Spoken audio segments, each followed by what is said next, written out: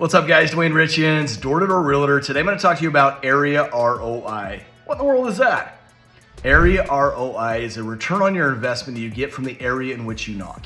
It matters. So I'm going to talk to you about some of the things I've learned over the last years of training and coaching.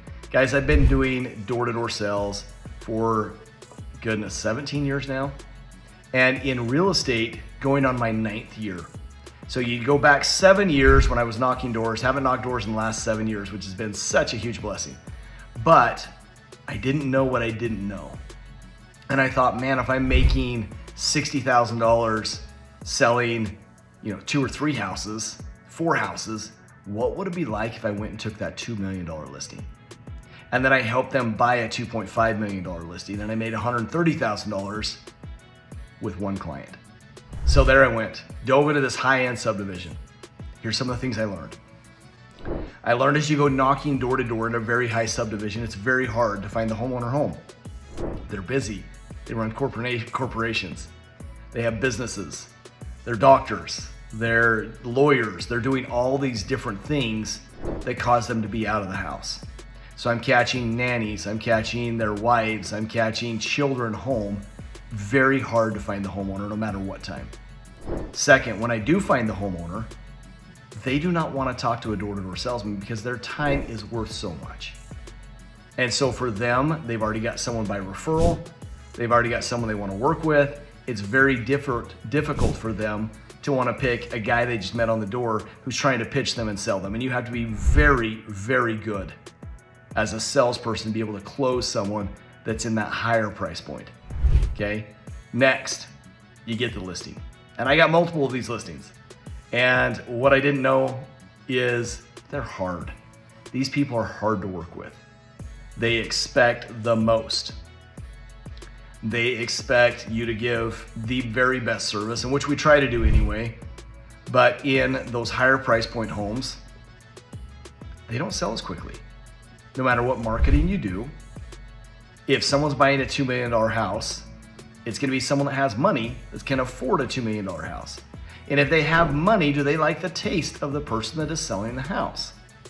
Or are they going in saying, okay, I like this, but I would have to remodel it and I'd have to dump another $400,000 into it, and is it worth it to us? Comparables, they're really hard to come by. Buyer pool, there's not very many people that want to get into those higher price points that's not the standard home. So your buyer pool is small, people are picky, and then you've got a seller that's just relentless. Hey, why has it been on the market this long? What are you doing to market it? How many people have been to our house? What did they say? And then you've got them calling you saying, they left the lights on at my house. They had kids that just had shoe marks that walked around the house on our carpet. Why were they walking with their shoes on? All these different things to please them. Guys, you can sell so much more real estate and make so much more money getting in the right neighborhoods. Next neighborhood you don't want to go into is going to be a renter neighborhood. You're in an apartment complex. Why would you not want to go into an apartment complex? There's tons of renters. That's why there's tons of renters. And a lot of them don't qualify. Bankruptcies, income, down payment, credit scores, they struggle. That's why they're renting. So what you want to do in a situation like that is get someone to go flyer the neighborhood for you. Hold an event, do a first-time buyer seminar, do a seminar from rent to own, and teach them how to do it and find those that are interested in finding those steps to be able to become a homeowner. Do it in one evening for 2 hours with your lender, bring in food, and that is a win. But do not go spend 8 hours a day knocking doors in a renter-heavy community. You'll spend a lot of time and you will get fruit. You will sell some of those renters, but the results won't be near as high. The next one is an investor community. Do not get in and start knocking on doors where it's duplexes, triplexes, fourplex, and ask them for the homeowner's information.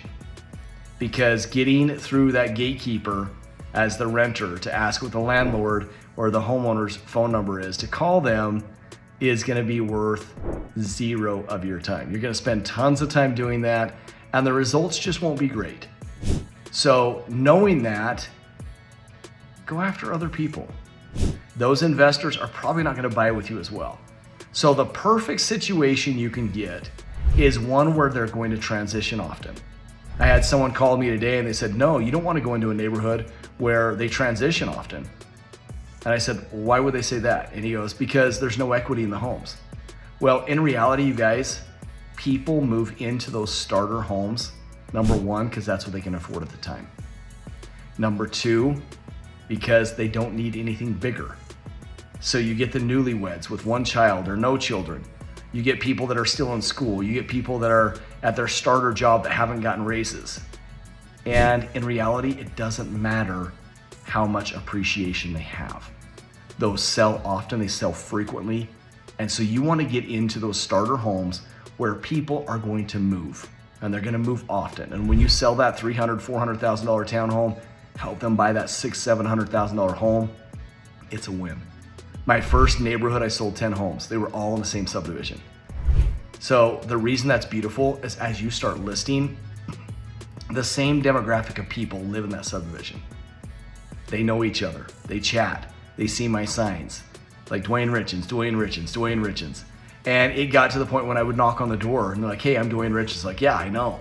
You're selling all the houses in here. I was like, do you know why so many people are taking advantage of the market right now? And it led right into my pitch. So guys, as you get into areas, go build traction, go connect with people, make sure that ROI is really, really high. And you're not knocking areas which is gonna lead to a dead end or you picking up clients that you really don't want that are gonna take you a very long time to make a lot of money with. If you can do that, your ROI is gonna be high. Thanks for watching, guys. Write down one of the big neighborhoods you've talked to and what you experienced. Write down what happened when you went into condos. Comment below your experiences so other people can see that this really works. Thanks for watching, guys.